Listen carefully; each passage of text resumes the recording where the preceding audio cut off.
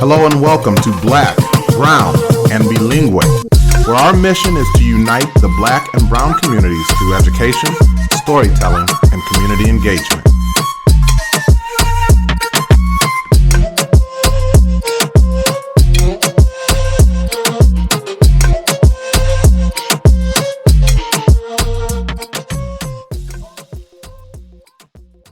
The vision of Black, Brown, and Bilingue is to be part of creating a world in which Black and Brown identities are affirmed, bilingualism and biculturalism are nurtured, and equity is the driving force behind all that we do.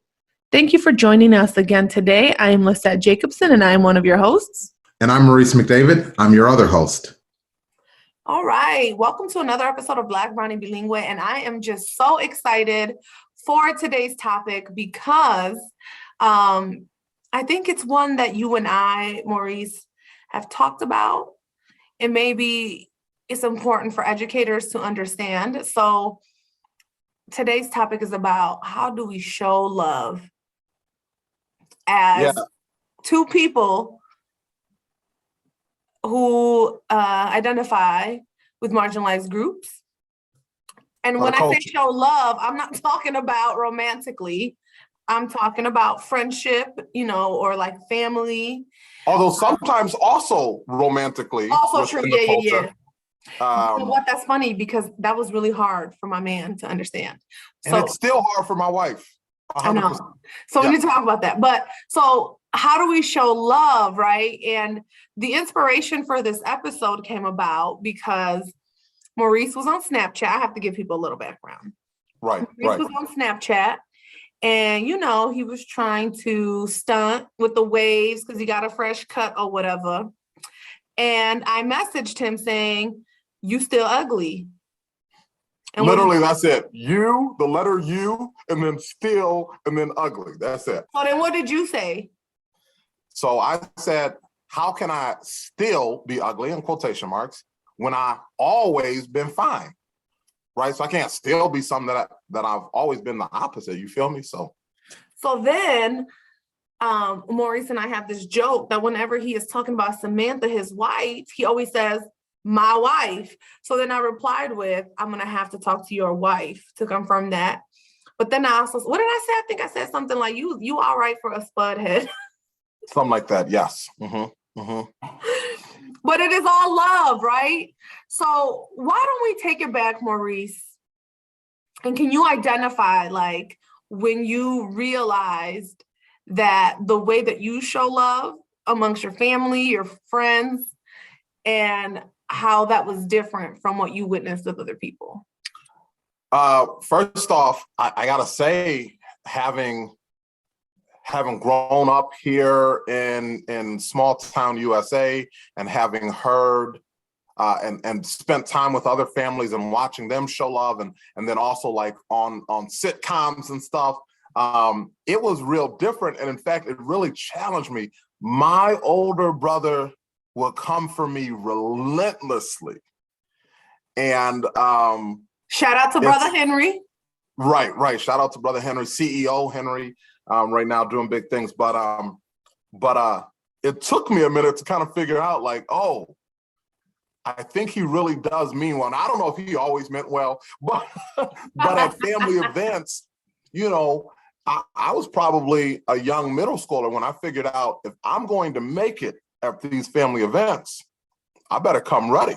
Better come ready and come right, because this is how we are going to engage and interact and show love. But it was probably even well into adulthood when I finally had the confidence to be able to come back, ask some folk, because it wasn't my my natural arena. However, I have definitely replicated this amongst my children, and now I already see it happening in my family, where I hear them say, "Dad, what's your watermelon-shaped head?" I'm here for it. It's so funny though, because my wife is always, "Be kind. What's your watermelon-shaped head?" And so there's this balance. Yeah, that's definitely funny. But probably middle school, and I it hit me when like I was, you know, moving from 8th grade to high school. And so the family all gathered together, and it's a day to celebrate me and to honor me. And they still roasted me. So if anything, you got it worse. You got it worse. Oh, you know. So like, let me give you a couple examples. Yeah. Okay, so I realized, like, I saw a meme that like little Mexican kids cannot be bullied in school because nobody roasted you worse than your mom or your family. And it is so true. Like, I just think about so many of the nicknames that we give and so many of the things that we say. I'll give you an example. Growing up, we played loteria. You familiar with loteria? Yep, claro que sí. So that is like a Mexican household staple. Don't let, you know, you can't show up to Christmas or Thanksgiving without, hey, who's got the loteria? Who's gonna bring it? So we always, my dad, it all started with my dad because my dad modeled this. Okay. So my sister, I love her. She's probably gonna kill me for sharing this story. But we know we have big, beautiful eyes, but for some reason, we just started calling her frog eyes. We would call her a frog. Okay. And so, especially when she was thinner, they just looked so much bigger. And anytime La Rana would come up as one of the cards, right? Because there was a rana in the loteria. My dad wouldn't even say, or my siblings, even my brothers, they would say, Lorena. Like, so any name, right? Loteria also has El Negrito as one of them. And we lovingly call my brother-in-law Negro. And so now, whenever a Negrito comes up, my dad will go, Salvador.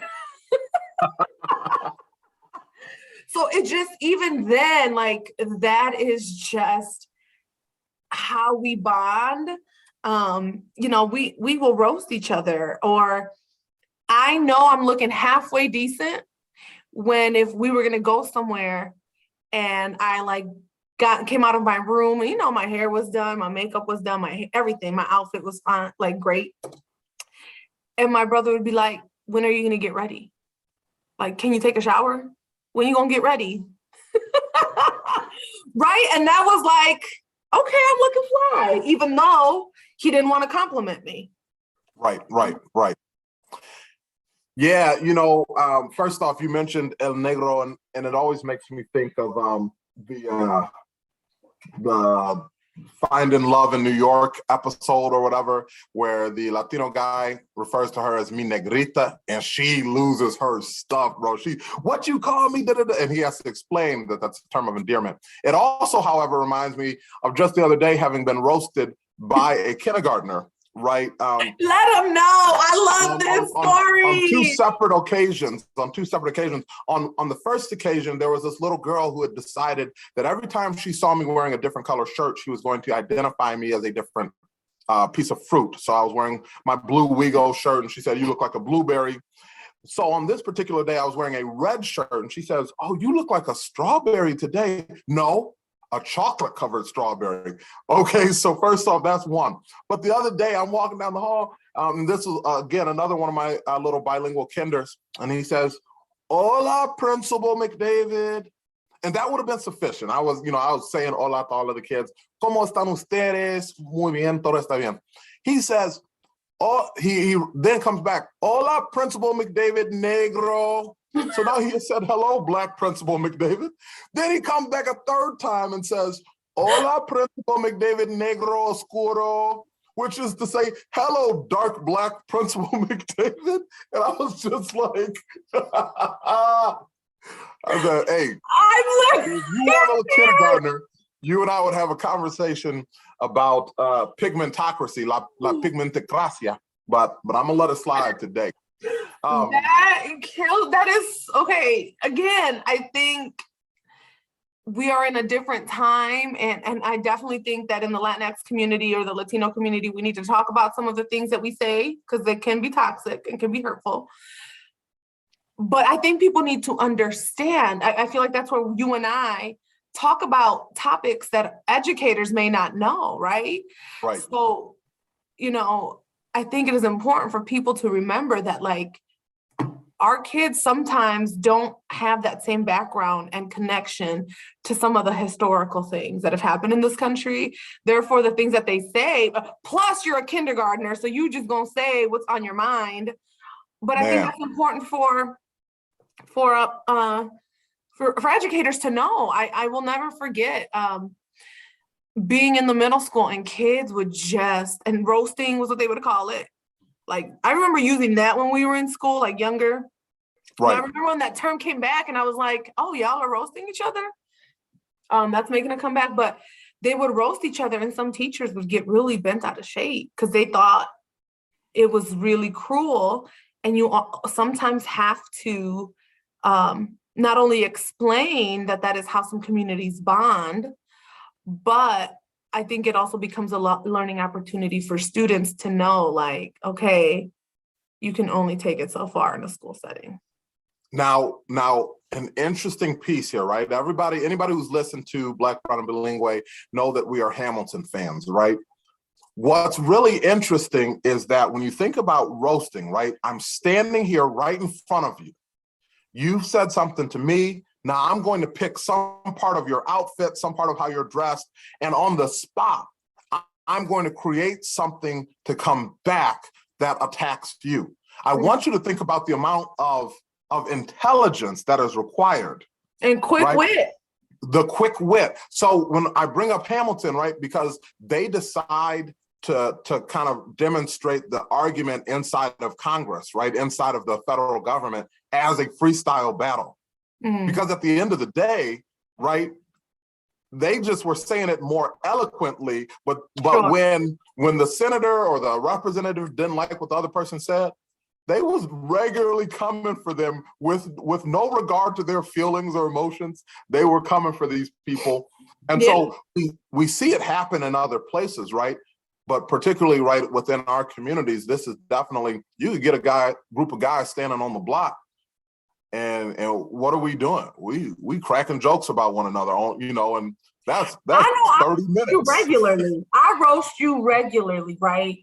And I think if I didn't, that is literally one of my love languages, because that's how I receive love, right? That's how I receive camaraderie and friendship and just, again, love. And for people, I mean, you and I have talked about, for people who are not used to that, people thought me and you were fighting all the time. Matter of fact, we were interviewing my future AP candidates and you and I engaged in some banter, but you took it a step too far. And I was like, not in front of the candidates, Maurice. Not in front of the kids. No. So okay. You don't do that in mixed company now. Now that's a really interesting piece. And then I do want to come back to that idea of taking it too far. But who this happens in front of, I think, is an important part of the conversation. Definitely. Because you and I might make jokes that fit for you and I, and for the culture that we've created for Black, Brown, and Bilingual, the relationship that you and I have. And again, we try to keep it a buck on here, so I'll just throw it out there, right? I will regularly crack jokes with you about your complexion.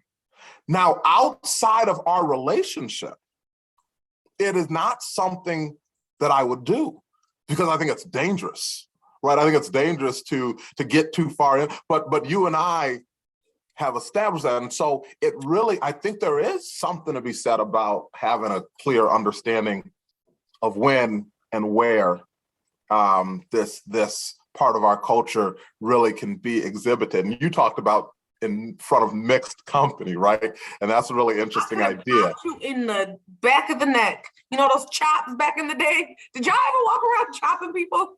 Yes. I wanted to chop you. But I think it goes back to that, right? Like, you and I have been in work situations where people think we're being serious and maybe even makes people uncomfortable, right? Because if you are not used to that kind of conversation, Right.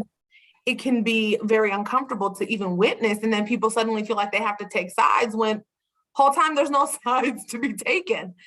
But I also think for our young students, it's okay to, I would even say on school grounds, it's okay, but don't disrupt instruction. Don't disrupt other people's work time, right? Like if kids are actually focused and learning or taking a test. Right. But I mean, I really don't see a problem with it, even at school. What are your thoughts on that? So for me, I think it goes back to some conversations that we've had about code switching, right? It is the ability, and I think some people still feel like code switching is creating an inauthentic self, right? That you use your school self versus your Right. true self. And I think both are my true selves, right? I have worked diligently to be able to understand when and where it is appropriate. In fact, in reflecting on my own leadership, I worry sometimes because I'll crack a joke in the middle of anything and everything, I'm still cracking jokes. And, we come out of a CPI hole and I'm like, well, tell you what, got my workout in today. I'm still cracking jokes because I think, again, it's something that goes to my personality too, of just kind of being loosey-goosey. But yes. I do think for our kids, if we want them to be able to bring their true selves to school, we have to allow space for that. But rather than getting mad at kids or telling them what they're doing is wrong, just trying to help them to figure out when and where is the right space and time. And don't write them up for it, please. Like, that's the big one for me. Don't write them up for it.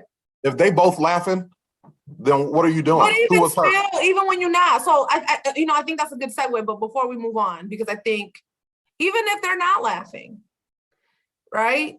Like sometimes it may appear serious. Like you need to do a little bit more digging. But it's funny because at work, I also code switch. And I think, again, that's why I love it. I feel like I'm in a building where, not that I could get away with it, but it just is. I tell you all the time, one day I was wearing a lot of red. I was into a monochromatic vibe. I'm not that tall. So a monochromatic look, elongates the body. Anything you could do to avoid looking stout, right? But looking like I was wearing all red, and one of my teachers, who we regularly come for each other's necks, like regularly, he was like, "What up, Suge Knight?" And again, if you're on the outside looking in, or perhaps you're not used to that, one, that could be perceived as extremely disrespectful to say that to your boss, right? Or it could also be seen as like there's a special favoritism situation going on. And it's just a different way of connecting. It's no different than me connecting on, like, I love camping and I love the outdoors. I can connect with people about that. I can connect with other people about sports. It's just another intersection or another interest of mine that I can connect with people. And so I do feel like sometimes it does get perceived as like favoritism, but it's like, no, I connect with people for various reasons. I think, I'm thinking back to Lissette on my career. I think it was a way in which I built relationships with kids. Oh yeah, me too. I joke. I fight little kids, even though I don't, but I definitely say that. I definitely, though, and I think particularly built relationships with those kids where maybe some of our other staff were struggling to build relationship, right? And so the assumption was that my relationship came because of my skin color, but really my relationship came because of the culture connected to it, right? Where I was able to come in, I say, listen, please don't have me fry y'all. Because, they come in, oh, Mr. McDavid, da-da-da-da. I said, listen, I'm not one of these other deans, boy. I'll fry you right now and put it on Snapchat today. Whatever you want to do, we can do it.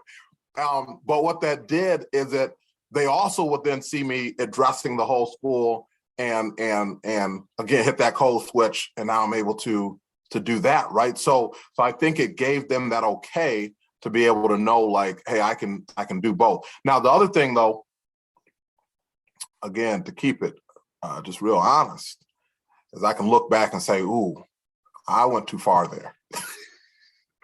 Like of my future potential AP. Not there as much. I'm still reflecting on that. But You. I think he was just being real sensitive. He was being real sensitive in that situation. No, I was, but I can tell you, I was in front of a class of 8th graders, and Tim Vincent, if you ever hear this episode, you probably should have written me up minimally, because he was a big kid and he was making fun of my shoes. He said, hey, you wearing boy, you look like you walking around on skis, Mr. McDavid. Okay. And he was making fun of my feet. Okay. I said, listen, bro, just because it takes 2 bed sheets to make your t-shirt. Why did you say that? Because he tried frying me and it came to my head right away and I said it. You know what's funny though? I saw that kid a few years back and he was like, Mr. McDavid, you remember when you roasted me in class, bro? He didn't remember what I had taught him and I felt kind of bad about that. But he remembered that moment, right? Like that we had bonded where the whole class was laughing. So then I thought you were going to hit me with like, he got in real great shape. No, he's still a big kid. Are you sure you want to air this out? I'm very sure because it was a lesson for me on professionalism. And I'm the last one to talk about professionalism. What? You body shamed that boy. 2 sheets to make your shirt? He was making fun of my feet. Wait, you're ignoring the fact that this child was making fun of my size 13 or 14 shoe. That's not the same. You're right. It's not, because I'm the grown-up and I should have done better. Well, and having big feet versus a big body is 2 different things. I can't lose my feet. He could have. Okay. Let me stop. We may have to edit this out, but keep it in, because this is how we get down on BBB. Now, again, would I do that today? Probably. No, I would not. Maybe. Depends. Depends on how well you know the child, right? Exactly. So, no, but I do think, as much as it absolutely was a way in which I connected with students, I think there is that line of professionalism that. And I'm the last one to tout that, but okay. Even I say that's too far. Okay, so let's switch gears here then. Okay. We both alluded in the beginning that our spouses have had to adjust to this way of showing love. Yeah. Let me ask you this. Is Brett good at it? At the comebacks? Sometimes. Sometimes he will give me with a zinger where I'm like, where did that come from? Like, oh, that was good. That was good. I think, I can't even believe I'm about to put this out there. But since you were vulnerable, I'm going to do it too. I think there are times where I can dish it out, but if he were to reply, I don't know how well I would take it. I'd be like, baby, that hurt my feelings for real. But when that has happened, okay, is because I started out this way. I'm consistent.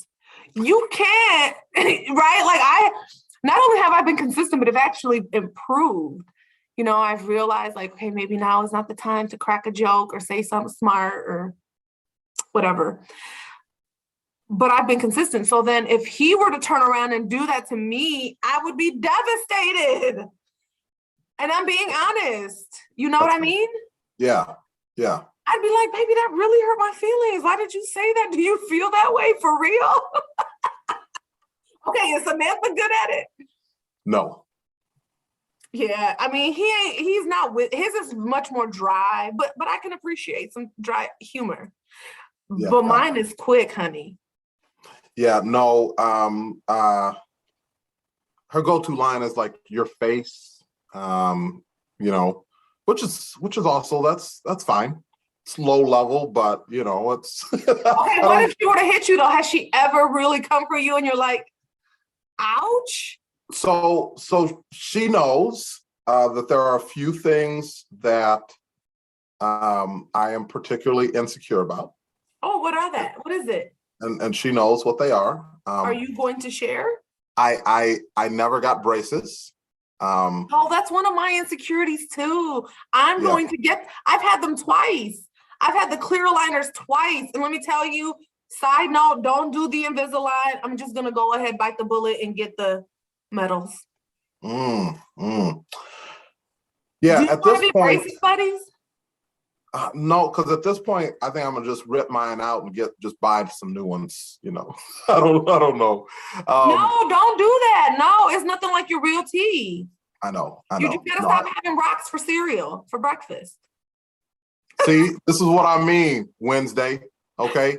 That's what you gotta Okay, you know what? I'm cute regardless. So, and don't get it twisted. When the sun comes out, I bronze up real nice. That's a reference to Wednesday Addams, but I call her Miércoles. She's bilingual. So.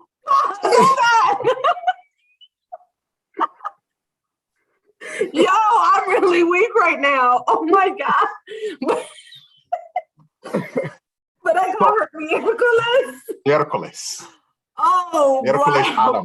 Wow. Okay, so that's one of your insecurities. Okay, that's one of mine too. My other one is and nobody will ever know this because I stopped wearing shorts a long time ago, like in college when I played football. But I got really skinny calves, and like if you ever see me, regardless of what the imagery looks like on our BBB illustration, my shoulders actually are not just slumped. Nah, you're a little slumpy. I got some. I'm a big dude. I'm no, but 6'1". breasts definitely spread. Okay, anyway. That's from all them army push-ups. Fast. I'm here for it. But yeah, there was this boy named Pat Milroy. Shout out Pat Milroy if you ever listen to this episode. We played football together, and we were sitting in class one day, and I was making fun of Pat Milroy, as was part of my culture. And right. Samantha came to Pat Milroy's defense, talking about at least he got calf muscles or something. I was hurt. I was really hurt. I still today, like if Samantha and I ever argue and I'm like, well, why don't you just go call Pat Milroy and look at his calf muscles? like to this day, I still call out. Yeah. So.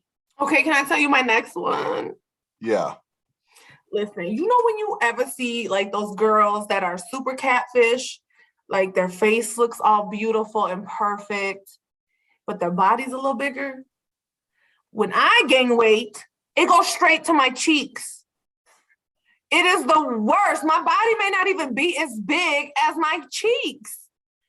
It is so devastating. And all my life, my dad called me cachetona, or he still calls me tona or tonita. And it's like, I got them from you, Dad. And I feel like sometimes my body does not match my face.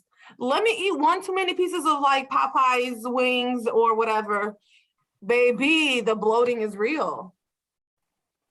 But that's my insecurity too. And Brett will sometimes pull them or squeeze them. There's a wedding picture there's literally, and maybe I will post it when I re-edit this. There's a picture where on our wedding day, he's pinching my cheek and I'm just kind of like, really? Why are you doing this right now? It was our wedding day. Sorry. But yeah. So those are my insecurities, but I've been fried about it my whole life. So Samantha's not that good at it. No. Let me ask you this though. Go ahead. Let me just say this real quick because you talked about what you've been fried about. What I've been fried about my entire life. When I was younger, it was definitely being overweight. I had this girl, we call her Muffin. And Muffin, I remember on the church van just being like, come on, Maurice, say it with me. Yes, I can. Yes, I can. And she the nutty professor? The whole nutty professor. Every Sunday. I hated going to church, bro, if she was gonna be there, but we cool now. Oh, I can kind of see it too. I ain't gonna lie. Yes, yeah, thank you. And then the second piece was how I speak. So even I'm talking as recent as like college graduation party. My cousins came down from the city. I have a cousin who's a police officer, and he's roasting me about which your old Obama sounded. So it is. I graduated from Knox College. I mean, just that was it. They always came for me. So that's hilarious. Try to add a little timbre in my voice, you know, if I'm talking to my family from the city. So that being said, right, obviously our spouses had to do some adjusting because it can sound really mean and you may not be mentally prepared for the frying session that you are about to go through. And it can actually really catch you off guard. Let's talk about, though, sneak dissing. That's different. But sometimes people will sometimes, you know, roast or crack jokes under that veil, right? So what are your thoughts on that? It is very different because, again, when you talk about it being part of the culture, a majority of my experience with it was with people that I cared about as a way to show care. Now, on occasion, it did show up in ways where it was really verbal altercation that was going to lead to something else, right? But a majority of my experience, especially, you know, I tell folk I ain't been in a fight since I was 12 years old, but I've been roasting. You were in a fight when you were 12? I was in a fight when I was 12, yeah. I won, by the way, but it's whatever. Hey, I think that was when I got into my real fight. Anyway, I won also. Somebody said I knocked the boogers out of her. Because she was walking around with a booger right here. And you got in a fight too. Did you win? Yeah, I won. Yeah, but okay. Anyway, that's besides the point. Go ahead. But so I think when it gets to a place where it's real, right? You know, I think a lot about like sneak dissing, like because I guess even in those situations where those verbal altercations are real, say it to my face and we can talk about it. Right. Sneak dissing is a whole separate occasion, and by the way, it happens in professional circles. We don't necessarily call it sneak dissing, but it happens in professional circles all the time, and is oftentimes rooted in that PB&J, that professional jealousy, right? Of well, they, you know, I feel like they're doing better than me, or they're getting more recognition than me. So now, did you see what she was wearing anyways? No, I didn't. And if you got a problem with it, go tell it to her. So like, let's really be about it. I've been the recipient of this one. It's easier to do that at your building. Oh, the backhanded, you know, almost compliment, right? Of like, or the excuse making really is what it is. But at the same time, while I'm trying to make myself feel better, I got to try to make you feel worse. Well, it's your building, you know, I'd expect that because of who the kids you have. First off, don't come for my kids either. That's one thing we not do. Right.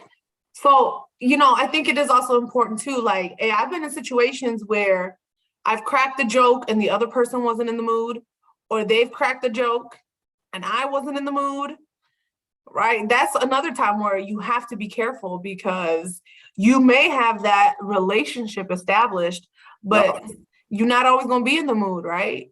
Sometimes it's going to be tough. I've seen kids punch other kids, and I was like, y'all was kicking it yesterday. I know, but I wasn't in the mood today. And he said something crazy. Yeah. Something for educators to think about. Hey, have you seen the TikTok, Lissette, and this is just a quick side note, where the girls are going back and forth roasting one another, and then the one girl says, well, that's why your mama dead. What type of shoes she got on? What type of shoes she got on in that casket? And we ought to share that too, because it is when roasting goes way beyond, right? Right, but then I would hate for people who are listening to this to walk away with the wrong impression. So let's bring it back. You and I really do consider you one of my closest, dearest friends. Igualmente. So it wouldn't work though if we weren't as close as we are. And it's not just me and you. I think our families, you know, we could always get our kids together and it'll be Right. fine. Right.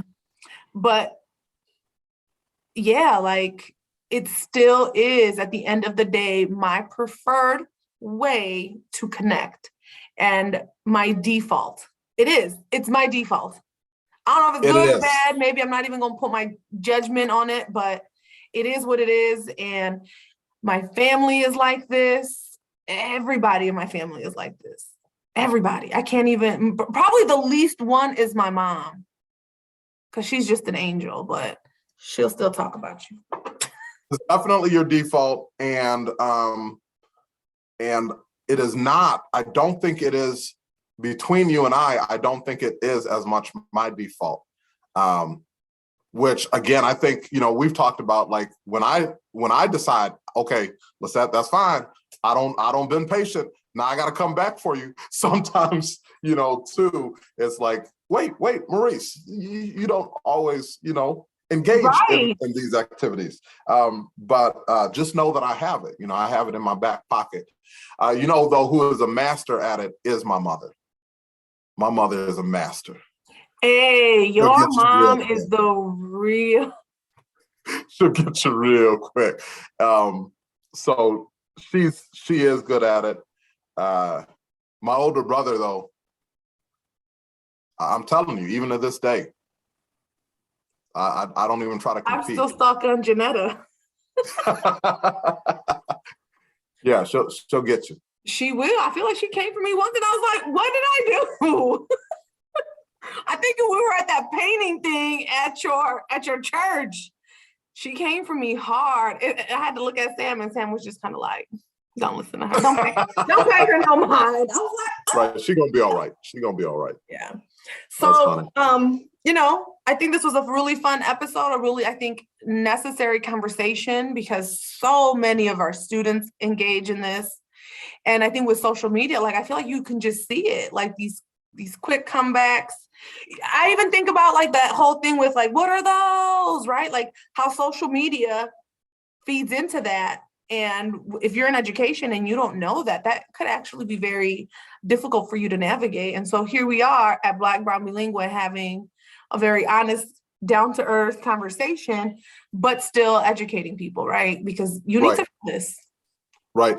Well, and I think, you know, if I was to give that final thought, as we typically do, I really would say, I love the fact that my previous district had a separate definition for bullying than harassment, right? Because, and I think it's pertinent to the conversation we're having today, because I think some folk would hear somebody roasting somebody else and automatically want to call them a bully and everything else, and this, that, and the other, and make it into this whole big ordeal, when it's not that. You're misunderstanding what's happening. Even if you don't want the kids doing it right there, or maybe in the classroom, or whatever it may be, to say that it's bullying, right? It is not this different positionality. It is not this ongoing thing. It is not somebody feeling unsafe or unwelcome, right? And so being able to really differentiate between bullying, harassing, and then, you know, playing the dozens, frying, roasting. Now I'm finna bake you, boy. Now I'm on your head, boy. Now I'm on your neck, boy. Long neck, strong neck, looking, right? Literally. Head and shoulders looking, boy. I'm just kidding. Right. Half of these expressions mean nothing. SpongeBob SquareHead looking boy. Tell me, what does that mean, other than just like it's a way for us to banter back and forth? Mm-hmm. So I think we gotta, you know, I definitely want teachers to walk away, listeners to walk away knowing that if one of your friends of color comes at you and fries you, don't go home and cry. It means you're invited to the barbecue. Or how we say in Spanish, la carne asada. You know, before miércoles, I'm sorry. Yo, I'm not gonna stop laughing. That was so good. I love it. Oh, that is so funny to me. I'm gonna have to get a shirt. Miércoles. Miércoles. There we go. Oh, that is so funny. Goodness. I was just thinking about this too, like before I give my final thought. One of our colleagues brought her baby and I defaulted to like my Mexican mothering. And in my Mexican mothering, again, to show love, I'm like jostling the baby and saying bad words and loving on him. And if I could, I would have like just bit his arms and his legs and oh my goodness. But it is like the biggest form of affection. Like even with babies, I do that. I'm just rough. Oh, I'm just rough. Miércoles is rough. So, but I mean, well, you know, soy buena gente, like you. I think that is so funny when people have used to describe you that, how people have used that phrase to describe you. But I think my final thought is we have to be more informed about some of the cultural nuances, especially when talking about policy, right? How you talked about how your previous district had that distinction, and policies are often developed or created centering white norms. And so these things are very real. These things are happening. Kids are doing this all day long, and we have to be mindful of them if we want to be responsive, right? So I think, Absolutely. again, that's, I think my biggest takeaway is be mindful of that when you're creating policy. I love that. I love that. Definitely in the policy piece. Yeah. Mhm. Folks, I hope that you have laughed with us. I hope that you have not walked away too offended. Just Yo, hope you've I'm learned still something. But for Black, Brown, and Bilingue, this is one of your hosts, Maurice McDavid. and Lissette Jacobson. Muchas gracias for tuning in. Adios.